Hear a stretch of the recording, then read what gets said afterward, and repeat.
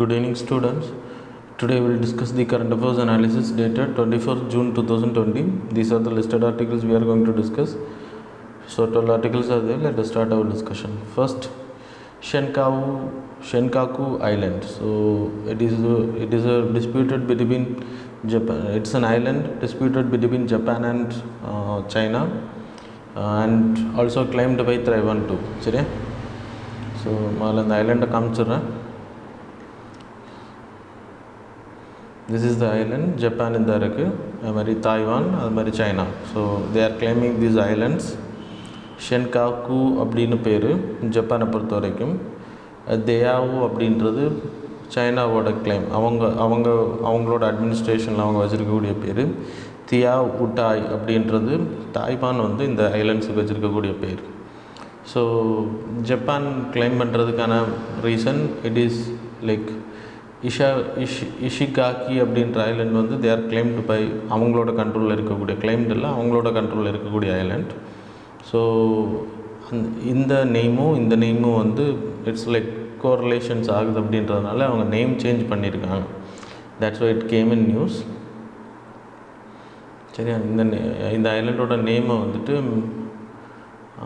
So டொனோஷிரோ அப்படின்னு சொல்லிட்டு மாற்றிருக்காங்க. So it created disputes, confusions between Chinese and as well as ஜப்பானுக்கான கிளைமில் டிஸ்பியூட்ஸ் உருவாயிருக்கு. மெயினாக ஜப்பான் இதுக்கான நேமை மாற்றினதுக்கான ரீசன் இது ஒன்று சொல்லப்படுது. இஷ்காகி அப்படின்ற பிளேஸுக்கும் ஷென்காக்கு அப்படின்ற பிளேஸுக்கும் நேம் ரிலேஷன்ஸ் வர்றதுனால, அப்புறம் சைனாவோட ப்ரெசன்ஸ் அவங்களோட அந்த டெரிட்டரியல் வாட்டர் ஏரியா அந்த ஏரியாவில் அதிகமாக இருக்குது. அப்புறம் யூஎஸோட சப்போர்ட் ஜப்பானுக்கு இருக்குது. Because they having the mutual defence treaty agreement. So ஜப்பானோட டெரிட்டரிக்கு ஏதாவது ப்ராப்ளம் வந்துச்சு அப்படின்னா US have to support. So that's an agreement. சைனாவோட ஸ்டாண்ட் எடுத்துக்கிட்டிங்கன்னா, சைனாவோட டெரிட்டரியல் சுவர்னிட்டிக்கு உள்ள பகுதி தான் அதை அவங்க சொல்கிறாங்க. ஸோ அதே மாதிரி தாய்வான் எடுத்துக்கிட்டிங்கன்னா, they are also claiming Diaoyutai islands belongs to அவங்களோட பகுதி. சரியா? தென் ஜப்பானுக்கு இருக்கக்கூடிய மேரிடைம் டிஸ்பியூட்ஸ் அவங்களுக்கு நிறையவே இருக்குது. நமக்கு land boundary disputes with Pakistan, China இருக்கிற மாதிரி தே ஹேவிங் ஹியூஜ் மேரிடைம் டிஸ்பியூட்ஸ். மெயினாக தாய்வான் கூட, ப்ரூனே கூட, இந்தோனேஷியா கூட, மலேசியா, பிலிப்பைன்ஸ் கூட, வியட்நாம் கூட, south China C disputes is also related with Japan. So இது தெரிஞ்சுக்கணும். சிக்னிஃபிகன்ஸ் வித் இந்தியாவை எடுத்துக்கிட்டிங்கன்னா, இந்தியாவுக்கு ஜப்பானுக்கு சப்போர்ட் பண்ணுற இந்த டைம் பீரியடில் diplomatically we can strengthen our like Galwan வேலியில் எல்ஐசியில் நடந்த ப்ராப்ளம், சைனீஸ் ட்ரூப்ஸ் நம்ம வீரர்களை கொண்டது, it's a violent clash. So by supporting Japan we can strengthen our diplomatic, so counter check கொடுக்கறது மாதிரி. சரியா? ஸோ அது ஹெல்ப் பண்ணும். இந்த ஷென்காக்கு ஐலண்ட் நான் ஏற்கனவே சொன்ன மாதிரி it's very important.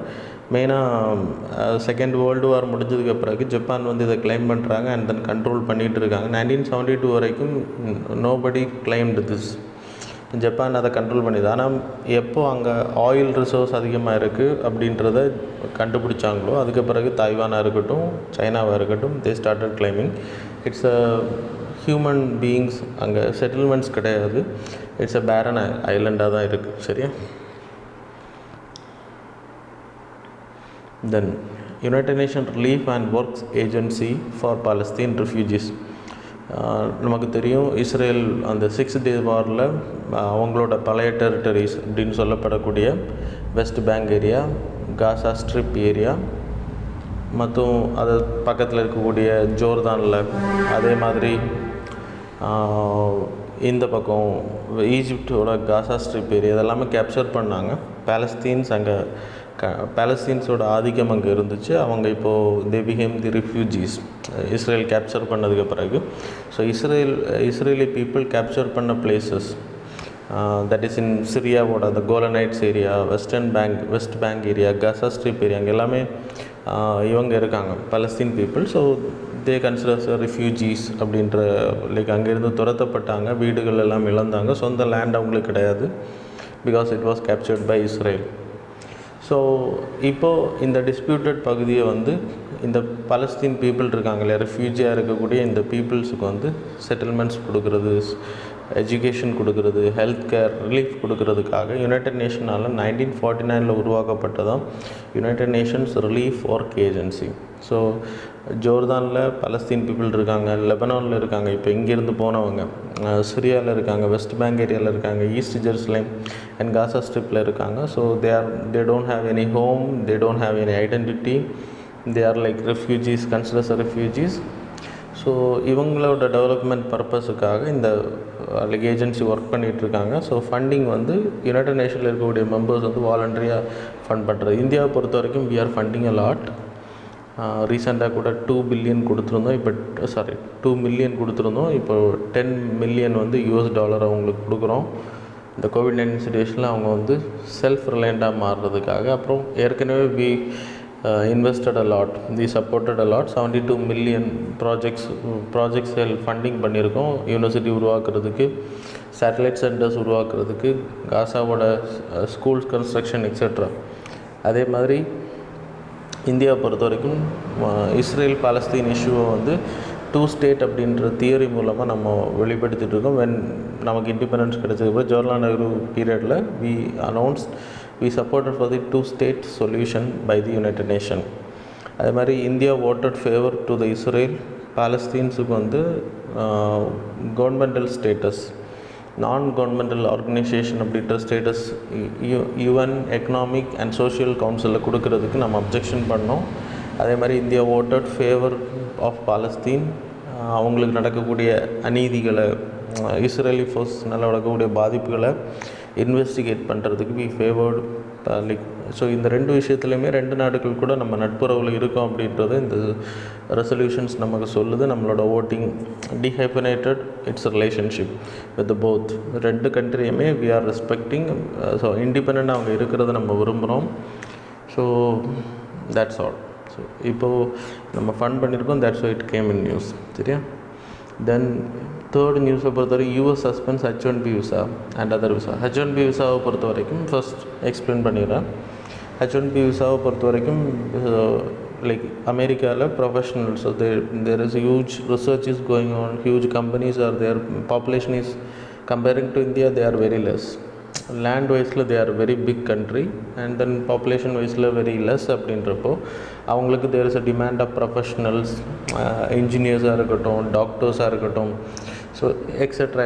So professionals important. So அவங்க H1B விசா அப்படின்ற கேட்டகரி என்ன அப்படின்னா, அங்கே இருக்கக்கூடிய கம்பெனிஸ் அவங்களுக்கு US சிட்டிசன்ஸை விட வேறு ப்ரொஃபஷனல்ஸ் தேவைப்படும் போது அவங்கள ஜாபுக்கு அப்பாயிண்ட் பண்ணுறதுக்காக they can hire foreigners from like foreign கண்ட்ரீஸில் இருக்கக்கூடிய பீப்புள்ஸ் வந்து ஹேர் பண்ணிக்கலாம். சாஃப்ட்வேர் இன்ஜினியர்ஸாக இருக்கட்டும், டாக்டர்ஸாக இருக்கட்டும், ப்ரொஃபஷனல்ஸ் அப்பாயின்மெண்ட்ஸ், ஸ்கில்டு பீப்புள் மட்டும்தான் இதில் H1B விசா வந்து ப்ரொவைட் பண்ணுறது. So it happen. அதே மாதிரி H4ன்றது இவங்களோட டிபெண்டன்ஸ். இப்போ H1B விசாவில் போகிறாங்க, தே ஆர் வெரி யங் ஏஜில் போகிறாங்க, தே மேரீட். ஸோ அவங்களோட பார்ட்னரை கூப்பிட்டு போகிறதுக்கு போத் சைடில் இருக்குது. அதே மாதிரி அவங்களோட வேர்ட்ஸ் அண்ட் டாட்டரை கூப்பிட்டு போகிறதுக்கு. ஸோ 21 இயர்ஸு கீழே அவங்க இருக்காங்கன்னா தே கேன் கோ அண்ட் அவங்க அங்கே செட்டில் ஆகிறதுக்கான வாய்ப்பு இருக்குது. H1B விசா ஹோல்டர் எவ்வளோ வருஷம் அங்கே இருக்காரோ அது வரைக்கும் they can stay there. H4 visa holders வந்து அங்கே ஸ்டே பண்ண முடியும். They can't go for work but they can study there, they can get licence etcetera. Bank accounts use பண்ணிக்கலாம் but they can't go for work. H2B விசான்றது seasonal workers, ப்ரொஃபஷனல்ஸாக, hospitality industries like பேங்கிங்காக இருக்கட்டும், இல்லைன்னா like hotels, இந்த மாதிரி tourism paste industries வந்து அவங்க சீசனல் ஒர்க்கர்ஸ் வந்து அப்பாயிண்ட் பண்ணிக்கலாம். H2B விசான்னு பேர். L1 விசான்றது ஹை ஸ்கில்டு ப்ரொஃபஷனல்ஸ் வந்து கம்பெனிஸ் வந்து ஒரு 7 இயர்ஸுக்கு வந்து அவங்களுக்கு கூட இப்போ இன்ஃபோசிஸ் இந்தியாவில் இருக்குது, அமெரிக்காவில் இருக்குது, they can transfer the high skill persons from India to USA.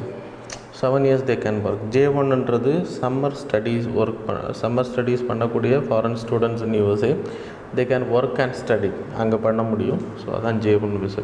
So இப்போது கோவிட்-19 சிச்சுவேஷன்ஸ் இருக்கிறதுனால ட்ரம்ப் என்ன பண்ணியிருக்காரு அப்படின்னா, தே ஹேவ் பேண்ட் இமிக்ரேஷனே பேன் பண்ணியிருக்காங்க.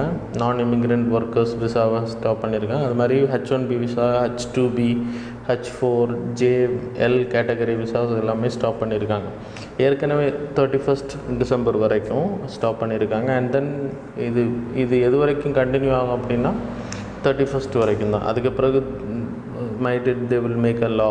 ஸோ டோட்டலாக அபாலிஷ் பண்ணுறதுக்கான வாய்ப்புகளும் இருக்குது. So then optional practical training மூலமாக அங்கே ஆல்ரெடி இந்த H-1B விசா லைக் ஸ்டூடெண்ட்ஸாக இருக்கிறவங்க, they are in current working situation, they won't get affected by this. So only இனிமேல் யாருமே அங்கே உள்ளே போக முடியாது அப்படின்றது தான் 31st December வரைக்கும். ஸோ இந்தியாவை பொறுத்த வரைக்கும் 4 personsல H-1B விசா வாங்கியிருக்கக்கூடிய பர்சனில் 3 persons ஃப்ரம் இந்தியன்ஸ். 3,09,986 H-1B விசா ஹோல்டர்ஸ் 2018 ப்ரொவைட் பண்ணப்பட்டிருக்கு. 68% வந்து 2020-21 ரெஜிஸ்ட்ரேஷன் நம்ம பண்ணியிருக்கோம். அதுக்கப்புறம் China, decreasing chances of employment, US சிட்டிசன்ஸுக்கு அதிகமாக ஜாப் லாஸ் இருக்குது. அது மாதிரி other country people are getting more benefitted பண்ணுறோம். அமெரிக்கா ஃபர்ஸ்ட் பாலிசிக்கு தே ஆர் டூயிங். அது மாதிரி க்ரீன் கார்டு ஹோல்டர்ஸ்ன்றது டெம்பரரி ரெசிடென்ஸ், டெம்பரரி இல்லை பர்மனெண்ட்டாக தே கேன் ஸ்டே தேர். H-1Bன்றது it's a temporary. But H-1B விசா ஹோல்டர்ஸ் ஒரு குறிப்பிட்ட வருஷம் அங்கே இருக்காங்க அப்படின்னா 20 years they are settled there. If they are settled there, then they can apply for the green card holders. US நேஷ்னலாக மாறுறதுக்கான ஒரு NRI கேட்டகரியில் வரும். சரியா? That's all. தென் ஃபோர்த் நியூஸை பொறுத்த வரைக்கும், so 1921 we are going to celebrate the 100th year of Malabar rebellion. That is மாப்பிள்ளை ரெபிலியன்னு பேர். So அதில் மெயினாக மாப்பிள்ளை ரெபிலியனை பொறுத்த வரைக்கும் பெசன்ஸ் அந்த ஏரியாவில் இருந்து Muslim people, that is Malabar area in கேரளாவில் முஸ்லீம் பாப்புலேஷன் அதிகமாக இருக்காங்க. பட் அட்மினிஸ்ட்ரேட்டர் ஜமீன்தார் யார் அப்படின்னா அங்கே ஜன்மீஸ் எடுத்துக்கிட்டிங்கன்னா ஹிந்து பீப்புள், ஹிந்து லேண்ட்லார்ட்ஸோட. ஸோ அதிகமான வரிகள் வசூலிக்கப்பட்டுச்சு. ஸோ த மாப்பிள்ளை people, that is Mappila community people, so they revolted against the Hindu Janmis as well as British people. So அதான் இந்த ரிவோல்ட்டை பொறுத்த வரைக்கும். கிலாஃபத் மூமெண்ட் 1920 காந்திஜி அனௌன்ஸ் பண்ணப்பட்டப்போ மாப்பிள்ளை ரெபெலியன் அப்போ தான் லைக் எம்பசைஸ் பண்ணப்பட்டுச்சு. ஸோ சப்போர்ட்டட் ஃப்ரம் காந்திஜிக்கிட்டேருந்து சப்போர்ட்டும் வந்துச்சு. ஸோ நம்ம கிலாஃபத் மூமெண்ட்டுக்கு அப்புறம் we will raise your issue அப்படின்றத அவங்க வாக்கு பண்ணியிருந்தாங்க. They visited Malappuram, Saukat Ali, and then Gandhiji visited those places. Non-cooperation, then இப்போது மாப்பிள்ளை ரெபெலியனில் மெயினாக அதில் பார்ட்டிசிபேட் பண்ணது வாரியம் குன்னத் குஞ்சா அகமத் ஹாஜி அப்படின்ற பர்சன் தான். அவரோட ஃபாதர் வாஸ் அரஸ்டட். மொய்தீன் குட்டி ஹாஜின்னு பேர். அவர் வந்து அந்தமான் நிக்கோபார் தீவில் இருக்கக்கூடிய ஜெயிலில் அரெஸ்ட் பண்ணப்பட்டார். ஸோ அவர் சின்ன வயசுலேருந்தே அந்த வரியம் குன்னத் குஞ்சாக்கா அகமத் வந்து when he was in small he was like patriotism அதிகமாக சொல்லப்பட்டது. அதே மாதிரி பெஷன்ஸ் அங்கே இருக்கக்கூடிய விவசாயிகளுக்கு இருக்கக்கூடிய பெசன்ட்ஸுக்கு இருக்கக்கூடிய ஃபியூடல் லார்ட்ஸோட எக்ஸ்ப்ளாய்டேஷனை பற்றி அவருக்கு சொல்லி வளர்க்கப்பட்டுச்சு. That's the reason he like while become very big and he started revolted against the like this British rule as well as the Hindu janmis. அது மாதிரி இவங்க ஒரு சர்டன் டைம் பீரியட் ஹிலாஃபத் மூமெண்ட்டோட ஹிலாஃபத் மூமெண்ட்டோட சப்போர்ட், அந்த ஹிலாஃபத் மூமெண்ட்டில் இவர் தான் ஹெட்டாக இருந்திருக்கு, லீடர்ஷிப்பாகவும் இருந்திருக்காரு. And started revolting against the local Hindu lords, landlords as well as the Britishers, and finally they have taken the control. அந்த ஏரியா எர்நாடு வலுவநாடு தாலுக் அந்த ஏரியா மலபார் ஏரியா மொத்த கண்ட்ரோல் எடுத்துக்கிட்டாங்க. and then they started as an independent ruling area. 6 months வந்து அவங்க இண்டிபெண்ட்டாக rule பண்ணியிருக்காங்க. பிரிட்டிஷர்ஸோட அப்ரைசிங்லேருந்து அவங்கள protect பண்ணுறதுக்கு பிரிட்டிஷர்ஸோட டெரிட்டரி அனெக்சேஷனில் அவங்க போகக்கூடாதுன்றதுக்காக ஆர்மியெல்லாம் வச்சுருந்துருக்காங்க, இன்க்ளூடிங் ஹிந்து பீப்புள். சரியா? அந்த ஆர்மியில் இருந்ததாக சொல்லப்படுது. 1921 இது நடந்திருக்கு. அஸ் அ கிலாஃபத் மூமெண்ட்டோட கண்டினியூஷனில் they announce as a parallel government. Nilambur headquarters அடிப்படையில் அது செயல்பட்டு separate passport, currency, system of taxations were introduced. லாஸ்ட்டில் 1922 அவரோட ஃப்ரெண்ட் வந்து அவரை betrayed, so he was arrested and killed. So இது இன்றைக்கி சரித்திரத்திலே மறைக்கப்பட்ட விஷயம். அதுக்கான ரீசன் என்ன அப்படின்னா, இது வந்து பேட்ரியாட்டிசத்துக்கு பிரிட்டிஷர்ஸ் இந்தியாவை விட்டு விரட்டுறதுக்கு ஒரு மிகப்பெரிய காரணமாக இருக்கும். அதனால் அவங்கள புதைக்கிற இடம், அவங்களோட அந்த ஸ்டோரிஸ் எல்லாமே வந்து மொத்தமாக எரிக்கப்பட்டுருச்சு. மொத்தமாக லைக் எந்த ஒரு ஹிஸ்ட்ரியுமே விட்டு வைக்கல அப்படின்றது சொல்லப்படுது. Anyway like Malayalam cinema industry is going to take movies on this. That's the reason it came in news. But UPSC point of வியூவில் ஸோ 100 இயர் ஹிலாஃபத் மூமெண்ட்டாக இருக்கட்டும், நம்ம 1919 ஸோ சம்பாரன் சத்தியாகிரகம் எல்லாம் வந்தப்போ they ask questions related to Gandhiji etc. So you have to study. So UPSC might ask questions இந்த இயர்லனா next year கேட்பாங்க. And then mains எக்ஸாமினேஷனில் கேட்குறதுக்கான வாய்ப்பு இருக்குது. சரியா? So you people have to be in preparation. Then what is the Arctic heat wave warming up Siberia. So இதை நீங்கள் பார்த்தா தெரியும். Siberian area Arctic பார்ட்டில் வரும். 38 டிகிரி சென்டிகிரேட் வந்து ரொம்ப ஹை லெவல் டெம்பரேச்சர் வந்து அங்கே மென்ஷன் ஆகிருக்கு. ஆர்டிக் ஏரியாவில் 38 டிகிரி சென்டிகிரேடுன்றது இஸ் ஈக்குவலன் டு இப்போ நம்ம லைக் உணரக்கூடிய அந்த ஹீட் வந்து அங்கே இருக்குது அப்படின்றது. So it's alarming issue, alarming சென்ஸ்னு சொல்லலாம். ஸோ அப்படி இருந்துச்சு அப்படின்னா அது அங்கே பெர்மாஃபாஸ்ட் வந்து மொத்தமாக அழிஞ்சிரும்.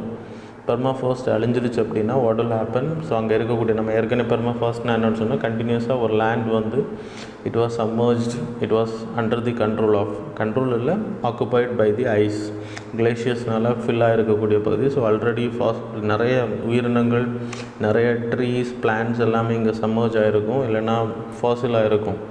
சப்போஸ் இங்கே இருக்கக்கூடிய ஐஸ் வந்து மெல்ட் ஆக ஆரம்பிச்சது அப்படின்னா அங்கே கீழே இருக்கக்கூடிய methane gases, carbon monoxide, carbon dioxides எல்லாம் இன்னும் வெளியே வர அட்மாஸ்ஃபியரில் ரிலீஸ் ஆகும். லீக் ஆகும்போது ஆட்டோமேட்டிக்லி இன்னும் க்ரீன் ஹவுஸ் கேஸஸ் அட்மாஸ்ஃபியரில் அதிகமாகிறதுனால வார்மிங் அதிகமாகிறதுனால Arctic and then Himalayan glaciers like ரொம்ப உயரங்களில் இருக்கக்கூடிய கிளேஷியர்ஸ் எல்லாமே மெல்ட் ஆகிறதுக்கான வாய்ப்பு இருக்குது. ஸோ இது சீ லெவலில் ரைஸ் பண்ணும். ஸோ கிளைமேட் சேஞ்ச் மிகப்பெரிய இன்டியூஸாக இருக்கும் அப்படின்றது. So government have to take the concern அப்படின்றது அந்த ஆர்டிக்கிளோட explanation. The cause of worry நான் இதில் போட்டிருக்கேன் எல்லாமே. So you people can study. நான் சொன்ன விஷயங்கள் தான் இங்கே போட்டிருக்கேன். அது மாதிரி கன்சர்ன் ரைஸ்ட் இன் ரஷ்யாவை எடுத்துக்கிட்டிங்கன்னா இப்போ பெர்மாஃபாஸ்ட் லைக் ஃப்ராஸ்ட் வந்து மேக்ஸிமம் அங்கே லைக் மெல்ட் ஆகிறதுக்கான வாய்ப்பு அதிகம். அதே மாதிரி ரஷ்யாவை பொறுத்த வரைக்கும் இந்த declared state emergency because of the 20,000 tons of diesels வந்து அந்த அம்பர்னியா அப்படின்ற அந்த ரிவரில் வந்து லைக் கண்டாமினேஷன், அதுலேருந்து க்ரீன் ஹவுஸ் கேஸஸ் அதிகமாக ரிலீஸ் ஆகிட்டுருக்குன்றதே நான் சொன்னேன். குளோபல் வார்மிங்க்கு அது ஒரு மிகப்பெரிய காரணமாக இருக்குது. இப்படியே இன்க்ரீஸ் ஆச்சு அப்படின்னா ஆர்டிக் ஏரியாவில் வைல்டு ஃபயர்ஸ் அதிகமாகுது, அங்கே இருக்கக்கூடிய உயிரினங்கள் சர்வே ஆகிறது ரொம்ப கஷ்டம் அப்படின்னு சொல்லப்படுது. தென் 6th நியூஸ் எடுத்துக்கிட்டிங்கன்னா சீபெட் 2030 ப்ராஜெக்ட். ஸோ இந்த ப்ராஜெக்டை பொறுத்தவரை 2017 லான்ச் பண்ண project by the United Nation conference. இதோட மெயின் பர்பஸ் என்ன அப்படின்னா என்டையர் ஓஷனை வந்து ஸ்டடி பண்ணுறது. பேத்திமெட்ரிக் சார்ட் வந்து ப்ரிப்பேர் பண்ணுறது, ஓஷன் சர்ஃபேஸில் என்னெல்லாம் இருக்குது. சேட்டலைட்ஸ் மூலமாக பண்ணலாம், but it is very tough. So we need ship with sonar devices. அதே மாதிரி சம்மர்ஜ் லைக் வெஹிக்கிள்ஸ் வேணும், உள்ளே போய் அந்த ஏரியாவில் என்னெல்லாம் இருக்குது. So it will increase the blue economy. அதோட 1/5 of the world oceans floor வந்து மேப் பண்ணப்பட்டிருக்கு. பேத்திமெட்ரிக் சார்ட் வந்து ப்ரிப்பேர் பண்ணியிருக்காங்க. 2030 we are going to end this project. So total entire ஓஷனையும் அது மாதிரி லைக் அங்கே எவ்வளவு லைக் மிட் ஓஷனிக் ரிட்ஜஸ் இருக்குது, எவ்வளவு காண்டினென்டல் ஷெல்ஃப்ஸ் எவ்வளவு இருக்குது, அதே மாதிரி காண்டினென்டல் ரிட்ஜஸ் லைக் அந்த என்டையர் ஓஷனிக் ஃப்ளோரை பற்றி ஸ்டடி பண்ண முடியும். அதன் மூலமாக நேவிகேஷன் எந்த இடத்துல பாசிபிலிட்டி அதிகம், எந்த இடத்துல பண்ண முடியாது அப்படின்றத நம்ம தெரிஞ்சுக்க முடியும். அண்ட் தென் உள்ளே இருக்கக்கூடிய என்டையர் ரிசோர்ஸஸ் பற்றி தெரிய முடியும். எங்கள் ஃபிஷ்ஷோட லைக் ப்ரொடக்ஷன்ஸ் அதிகமாக இருக்குது அப்படின்றதையும் தெரிஞ்சுக்க முடியும். That's why it came in news. So நான் சொன்ன மாதிரி what's the study, why is the study of oceanic floor is important அப்படின்னா ஓஷனோட ட்ரோபோகிராஃபியை பற்றி தெரிஞ்சுக்க முடியும். நேவிகேஷன், ஃபிஷ் ரிசோர்ஸஸ், டர்பைன்ஸ் எங்கெல்லாம் வைக்கிற, பைப்லைன்ஸ், கேபிள்ஸ் போடுறது, டிசாஸ்டர் இந்த இடத்துல சுனாமி எங்கெல்லாம் வர்றதுக்கான வாய்ப்புகள், எக்ஸ்ப்ளோரேஷன் ஆஃப் ஆயில்ஸ் எங்கெல்லாம் பண்ண முடியும், நேவிகேஷன்ஸ் மெயினாக. அதே மாதிரி கிளைமேட் சேஞ்ச் ஸ்டடியை பற்றி தெரிஞ்சுக்கணும், மெரைன் ரிசோர்ஸஸை பற்றி தெரிஞ்சுக்க ஹெல்ப் பண்ணும். தென் 7th நியூஸ், மணிப்பூரோட ஸ்பீக்கர் லைக் இப்போ ரீசெண்டாக முன்னாடி கம்ப்ளைண்ட் பண்ணப்பட்ட டிஃபெக்ஷன் கேட்டகரியில் கம்ப்ளைண்ட் பண்ணப்பட்ட டிஃபெக்ஷன் கேட்டகரியில் லைக் அவர்கிட்ட இருக்கக்கூடிய கம்ப்ளைண்ட் அடிப்படையில் he has taken some disqualification order so issue பண்ணியிருக்காரு.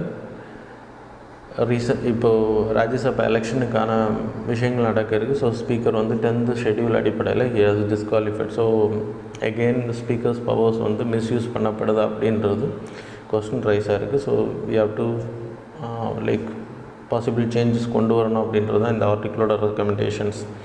10th ஷெட்யூலை பொறுத்த வரைக்கும் it was introduce in 1985. 52nd amendment act மூலமாக அதை இன்ட்ரடியூஸ் பண்ணுறாங்க. What's the purpose of this 52nd amendment ஆக்டை பொறுத்த வரைக்கும் இன்ட்ரோடக்ஷன் ஆஃப் 10th ஷெட்யூலை பொறுத்தவரை டிஃபெக்ஷன்ஸ் மூலமாக கட்சி தாவல் பண்ணுறது மூலமாக லைக் இன்னொரு கட்சிக்கு சப்போர்ட் பண்ணுறது, ஒரு கட்சியிலேருந்து இன்னொரு கட்சிக்கு தாவுறது. So it will create unstabilized government. So அதை தடுக்கிறதுக்காக உருவாக்கப்பட்ட சட்டம் தான் இது. இப்போது ஒரு பார்ட்டிலேருந்து எம்எல்ஏ ஜெயிக்கிறாங்க, எம்பிஸாக ஜெயிக்கிறாங்க. It's for both parliament as well as legislative assemblies. So இன்னொரு கட்சிக்கு அவங்க வந்து தாவுறாங்க அப்படின்னா so they can be disqualified. அதே மாதிரி அப்ஸ்டேனிங் ஃப்ரம் த கட்சியோட டைரக்ஷன் ஆர்டர் அப்ஸ்டெயின் பண்ணுறாங்க அப்படின்னா தே கேன் பி விப்போட ஆர்டரை வந்து மதிக்கல் அப்படின்னா they can be disqualified. So it will apply for both. அதே மாதிரி இண்டிபெண்டன்ட் கேண்டிடேட்ஸ் வந்து எந்த கட்சிக்குமே சேரக்கூடாது. அப்படி சேர்ந்தாங்க அப்படின்னா they can be disqualified. So exception எடுத்துக்கிட்டிங்கன்னா இப்போது டிஸ்குவாலிஃபிகேஷன் யாராவது ஒரு ஆள் ஸ்பீக்கராக சபாநாயகராக மாறுறாங்கன்னா அவங்க கட்சியை விட்டு ரிசைன் பண்ணிக்கலாம். இண்டிபெண்ட் ஆக்ட் பண்ணுறது அது வந்து எக்ஸெப்ஷன். அதே மாதிரி 2/3 மெம்பர்ஸ் வந்து ஒரு கட்சி இப்போ எக்ஸாம்பிள் எடுத்துக்கிட்டிங்கன்னா ஏ பார்ட்டின்னு வச்சுக்கோங்க. அந்த பார்ட்டியில் 2/3 members they are supporting merging this party with B party. அப்போது ஒரு குறிப்பிட்ட பீப்புளுக்கு they are not willing to continue with that party, இல்லைன்னா அந்த மெர்ஜ் ஆகிறது பிடிக்காமல் they are coming out from the party, then disqualification can't be applied. 2/3 அது category is important. சரியா, இந்த பாதிக்கு மேலே இருக்கணும். லிமிட்டேஷன் வந்து ஸ்பீக்கருக்கு வந்து இந்த லைக் டிஸ்குவாலிஃபிகேஷன் கேட்டகரியில் தெர் இஸ் நோ லிமிட்டேஷன்ஸ் கிடையாது. எப்போ வேணால் பண்ணிக்கலாம். ஈவன் கோர்ட்டு கூட டைரக்ஷன் பண்ணுறதுக்கு அதிகாரம் கிடையாது. Speakers is having like unlimited time to decide. So அதனால தான் இப்போது மணிப்பூரில் முன்னாடி கொடுத்த டிஸ்குவாலிஃபிகேஷனுக்கு கம்ப்ளைண்ட்டுக்கு இப்போது அவங்க ஆக்ஷன்ஸ் எடுத்திருக்காங்க because of political reasons. Elections இப்போ வர்றதுனால. Anyway we have to see what are the changes can be made. அது லைக் சுப்ரீம் கோர்ட்டு தான் அதுக்கான ஆர்டர் கொடுக்கணும். High courts can do it. High கோர்ட்ஸில் கேஸ் போட்டு ஹை கோர்ட் இன்டர்வியூன் பண்ண முடியல. அதே மாதிரி லைக் அபெக்ஸ் கோர்ட் வந்து 3 months டைம் பீரியட் வந்து சொல்லியிருக்காங்க, ரெக்கமெண்டேஷன்ஸில் சொல்லியிருக்காங்க. 3 months வந்து எக்ஸ்ட்ராடினரி சர்க்கம்ஸ்டான்சஸ் மட்டும்தான் 3 monthsக்கு மேலே போகணும். இல்லைன்னா 3 monthsக்குள்ளாடி எந்த ஒரு ஆர்டரை எடுத்துக்கணும். Time limitation have to be made. அது மாதிரி ரீசெண்டாக முன்னாடி நம்ம தமிழ்நாடு ஸ்பீக்கர் கேஸஸ் வந்தப்போ, அது மாதிரி கர்நாடகாவில் ஸ்பீக்கர் டிஸ்பியூட் கேஸஸ் வந்தப்போ சுப்ரீம் கோர்ட் என்ன ரெஃபர் பண்ணாங்க அப்படின்னா we have to create a tribunal. ஏன் வந்து பொலிட்டிக்கல் பார்ட்டிஸ் லைக் கவர்மெண்ட் வந்து ஒரு ட்ரிபுனல் உருவாக்கக்கூடாது. First the cases have to go before the tribunal, then supreme court இல்லைனா ஹை கோர்ட்டுக்கு வரட்டும், வி வில் டிசைட் அப்படின்ற சொல்லியிருக்காங்க. That is a recommendation from the. So people can refer it. Then முன்னாடி like கொலஹன் hours சஞ்சிலுஹு கேஸில் like என்ன order வந்துச்சு அப்படின்னா 1992 10th ஷெட்யூலில் இப்போது ஸ்பீக்கர் எடுக்கக்கூடிய முடிவு அது ஃபைனலாக இருந்துச்சு. It can't be challenge in any court. முன்னாடி 1992க்கு முன்னாடி 1985 அந்த சட்டம் கொண்டு வரப்பட்டப்போ அப்படி தான் கொண்டு வரப்பட்டுச்சு. when Supreme Court interfered in 1992 in this case, and then Supreme Court gave an order that is like ஸ்பீக்கரும் வந்து ஒரு like it's like a it is under the high court கீழே தான் வரும்.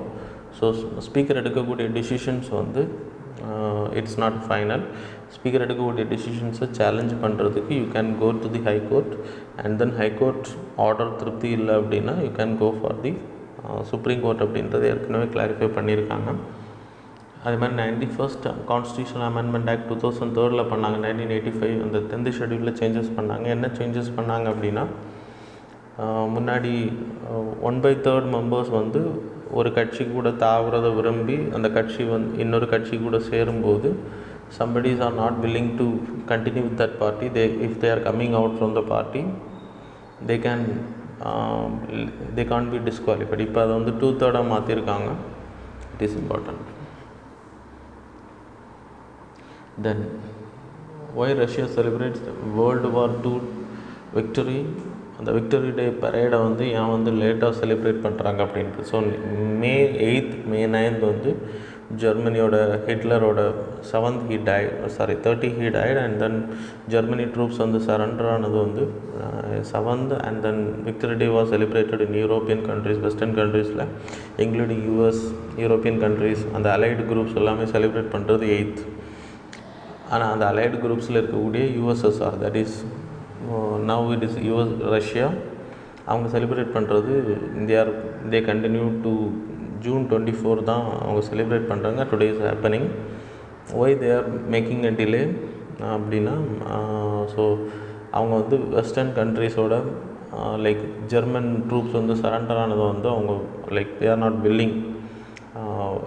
ரஷ்யாவில் அதே மாதிரி ஜெர்மனியோட மற்ற பகுதிகளில் USSRோட வீரர்கள் they are fighting with the German troops அப்படின்றது அவங்க சொல்லியிருக்காங்க. ரெட் ஆர்மி கூட ஃபைட் பண்ணிகிட்ருக்காங்க. Joseph Stalin was not ready to so accept this May 9th as the May 8th as the victory day. European countries கூட support பண்ண அவர் விரும்பலை. Because they continued. Stalin பொறுத்த வரைக்கும் he argued that Soviet troops were still fighting with the German forces in many areas. That's the reason அவர் சில விஷயங்களையும் சொல்லியிருக்காரு. அப்புறம் அது எண்ட் ஆனது, அண்ட் தென் அந்த ஜெர்மன் ட்ரூப்ஸ் சரண்டர் ஆனது 22 அந்த டைம் பீரியடில் இருக்கிறதுனால, so it was announced as a victory day பரேடை அவங்க 24th every year they are like அதை கன்சிடர் பண்ணக்கூடிய 24th June தான் அதை செலிப்ரேஷன் பண்ணிகிட்ருக்காங்க. And then our defence minister went for this parade too. சரி, அந்த RIC மீட்டிங் நடக்குது இல்லையா. So that's all. அவ்வளோ இம்பார்ட்டண்டான நியூஸ் கிடையாது அது, இருந்தாலும் you have to know it. Then 9th நியூஸை பொறுத்த வரைக்கும் ஆஷாதி பீச் அப்படின்ற festival, Kutch new year, the people celebrate இந்த கட்ச் ஏரியா. ஸோ அவங்க ஹிந்து கேலண்டர் அடிப்படையில் சுக்லா பாக்ஷா ஆஃப் ஆஷாதா மந்த் அவங்க செலிப்ரேட் பண்ண second day of Shukla paksha of Ashadha month அவங்க செலிப்ரேட் பண்ணுறாங்க. பிகினிங் ஆஃப் த ரைன்ஸ் இந்த கட்ச் ஏரியா. அந்த மாய்ஸ்டர் அடிப்படையில் என்ன பயிர்கள் விளைவிக்கணும் அப்படின்றத அவங்க டிசைட் பண்ணக்கூடிய time period. That's reason they are celebrating. அது மாதிரி ட்ரெடிஷ்னல் நியூ இயர்ஸ் நிறைய இருக்குது. சைத்ர சுக்லா பிரதிபாதா அப்படின்றது விக்ரமாதித்யா, கிங் விக்ரமாதித்யா சாக்கா ரூலர்ஸை டிஃபீட் பண்ணது செலிப்ரேட் பண்ணியிருக்கோம் வெஸ்டர்ன் ஏரியாவில், வெஸ்டர்ன் இந்தியா. அப்புறம் Gudi Padwa and Ugadi in Karnataka, Andhra Pradesh Ugadi festival, you people know that. Then Navreh அப்படின்றது காஷ்மீர் ஏரியாவில் செலிப்ரேட் பண்ணுறாங்க. Then Sajibu Cheiraoba Meiteis group celebrate பண்ணுறாங்க. April every year they're celebrating lunar month, மணிப்பூரோட லூனார் மந்த். ஸோ ஒவ்வொரு ஏரியாக்களில் they're celebrating. But no need to know the reasons, but you have to know the names, எந்த ஏரியாவில் வரும் அப்படின்றது தெரிஞ்சுக்கணும். Sometimes they can ask, UPSC can ask. அது மாதிரி சேத்தி சண்ட் அப்படின்றது சிந்தி community people are celebrating. Bihu அப்படின்றது இட்ஸ் இன் அதில் 3 செலிப்ரேஷன்ஸ் இருக்குது. ரொங்காலி, போங் பிஹு, அப்புறம் கொங்காலி பிஹு, அதே மாதிரி போகாலி அண்ட் மாக் பிஹு. ரொங்காலி பிஹுவை பொறுத்த வரைக்கும் ஏப்ரல் டைம் பீரியடில் தேர் செலிப்ரேட், ஸ்ப்ரிங் அரைஸ் ஆகிறது. அது மாதிரி கொங்காலி அக்டோபர் டைமில் வின்டர் சீசன். அண்ட் தென் ஜானில் தேர் செலிப்ரேட்டிங் போகாலி, இது அறுவடை காலத்தில் செலிப்ரேட் பண்ணுறாங்க. அவங்களோட new year, Assamese new year Rongali Assam ஏரியாவில் செலிப்ரேட் பண்ணுறாங்க. பைசாக்கின்றது சீக் பீப்புளோட அந்த செலிப்ரேஷன். இந்த குரு கோவிந்த் சிங்கோட கால்சா பந்த் அப்படின்ற அந்த ஆர்மி குரூப்பை உருவாக்குவார் இல்லையா, அதன் அடிப்படையில் அது குரூப் செலிப்ரேட் பண்ணப்படுது. லூசாங் அப்படின்றது சிக்கிமிஸ் நியூ இயர். சரியா? So everything you have to know. Just நேமையும் எந்த இடத்துல வரும்ன்றது மட்டும் படிச்சுக்கோங்க. தென் 10 நியூஸை பொறுத்தவரை யுக்தி, இது ஆல்ரெடி நம்ம COVID-19 ஸ்டார்ட் ஆகும்போது படித்தோம். Young India combating covid with knowledge technology innovation portal. So யார் வேணால் கோவிடை காம்பேக்ட் பண்ணுற மாதிரி, ஸோ லைக் கொரோனா வைரஸை காம்பேக்ட் பண்ணுற மாதிரி டெக்னாலஜி ரிலேட்டடாக இன்வென்ஷன் பண்ணுறீங்க அப்படின்னா they can introduce their inventions in this portal. So அதுக்கு நிறைய பேர் லைக் ஸ்டார்ட் அப்ஸ் வந்து நிறைய பீப்புள்ஸ் வந்து அதை லைக் அவங்களோட ஐடியாஸை ஷேர் பண்ணியிருக்காங்க.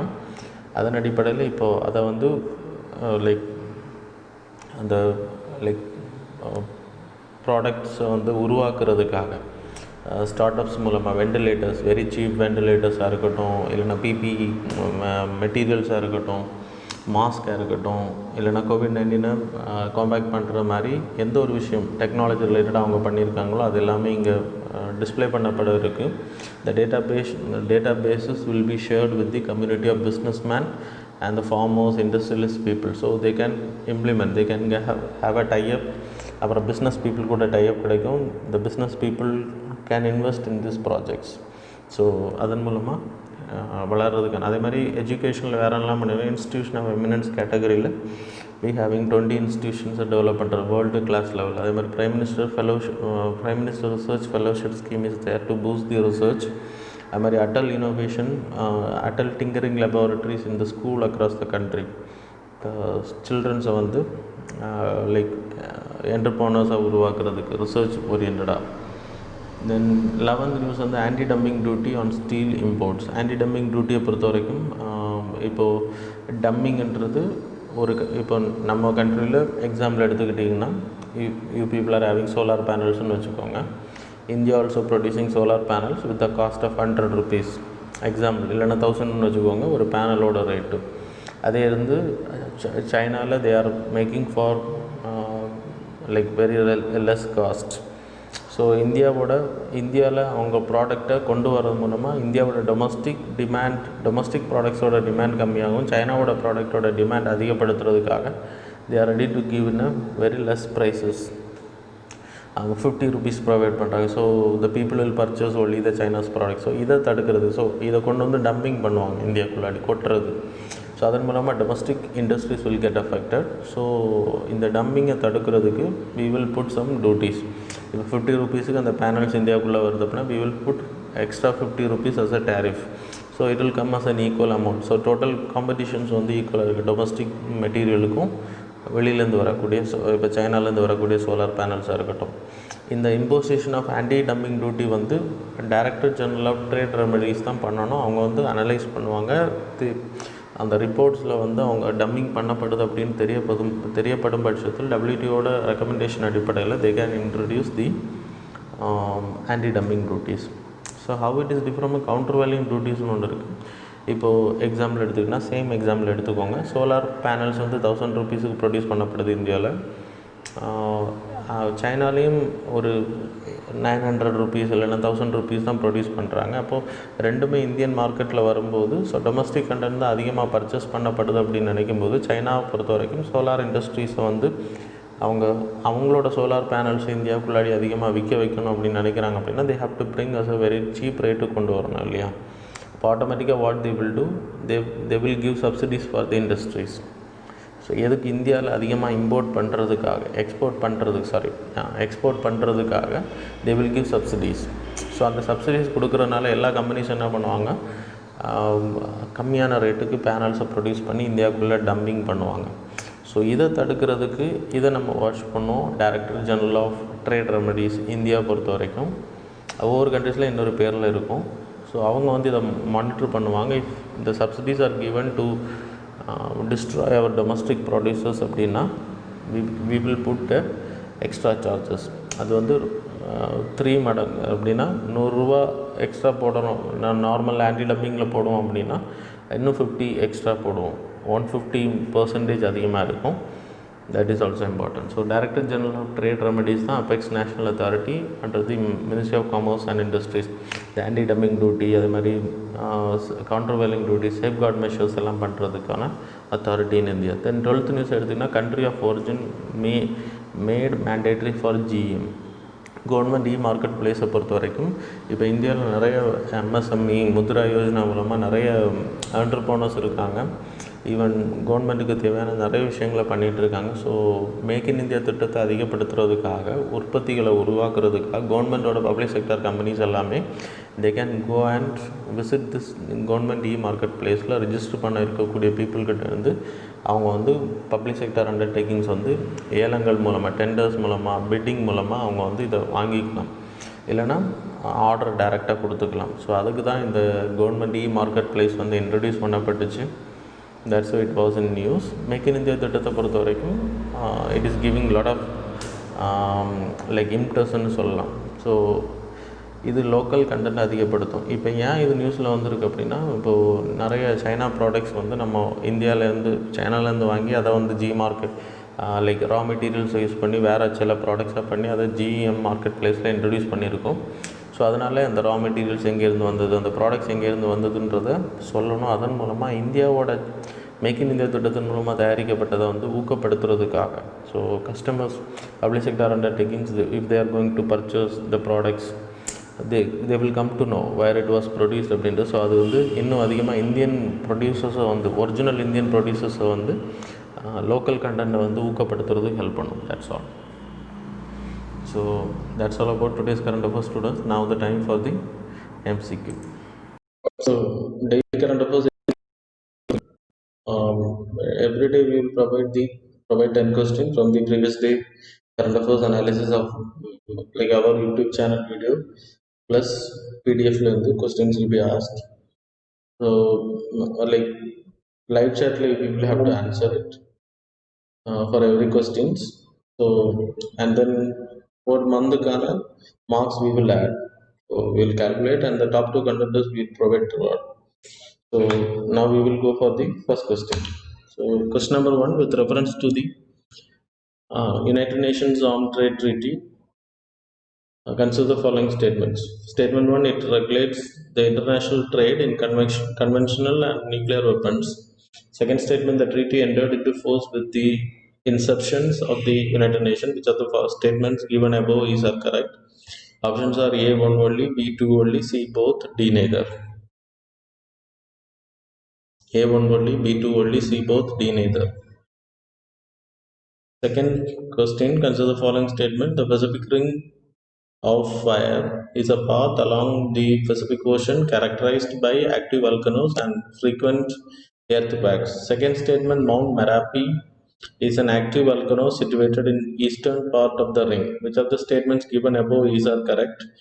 Options are A, 1 only, B, 2 only, C, both, D, neither.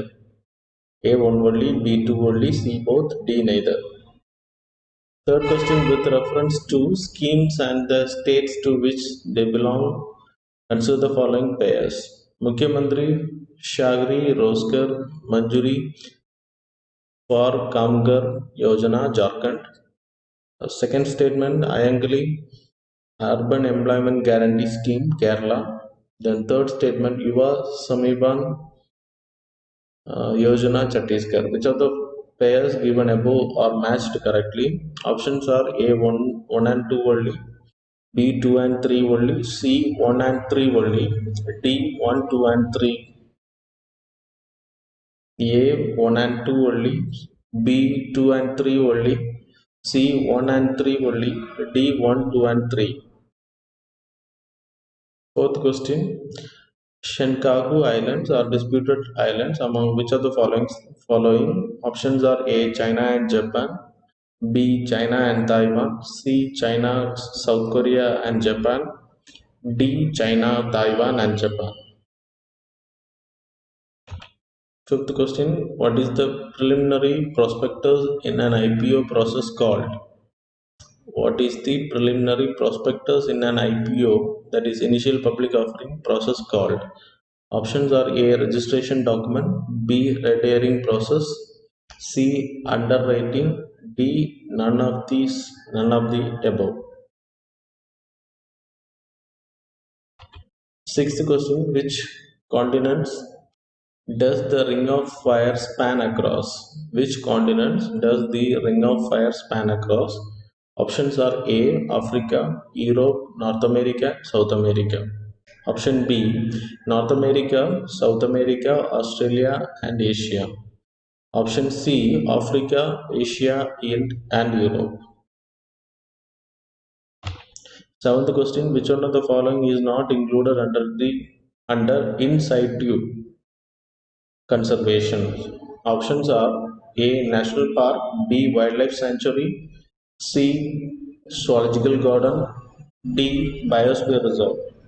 A. National Park, B. Wildlife Sanctuary, C. Zoological Garden, D. Biosphere Reserve. Eighth question, with reference to the macaws, consider the following statements. First statement, macaws are native to India. Second, Glaucus macaw and Spix macaw may consider to be extant in the wild. Which of the statement given above is are correct? Options are A one only, B two only, C both, D neither. Options are A one only, B two only, C both, D neither. Ninth question, with reference to the decarbonizing transport in India project, consider the following statement. First statement, Niti Aayog in collaboration with International Transport Forum will launch Decarbonizing Transport in India project with an intention to develop a pathway towards a low carbon transport system for India. Second statement, it will provide the government with a detailed understanding of current and future transport activity and the related carbon dioxide emissions as a basis for the decision making. Which of the statements given above is are correct? Options are A one only, B two only, C both, D neither. A one only, B two only, C both, D neither. Tenth question, match the following. First statement, Kara Sea, and then opposite side it is A Pacific Ocean. Second, Yellow Sea, and then opposite that is Arctic Ocean. Then third, Biscay, opposite that is Atlantic Ocean. Fourth, Red Sea, opposite that is Indian Ocean. Options are A, first one B, second A, third C, fourth D. Option B, first one B, second one will match with C, third will match with D, fourth will match with A. Then third option, that is C, first will match with A, second will match with B, third match with D, fourth match with C. So that's all students. That's all about today's current affairs and today's MCQ. Thanks a lot for staying with us.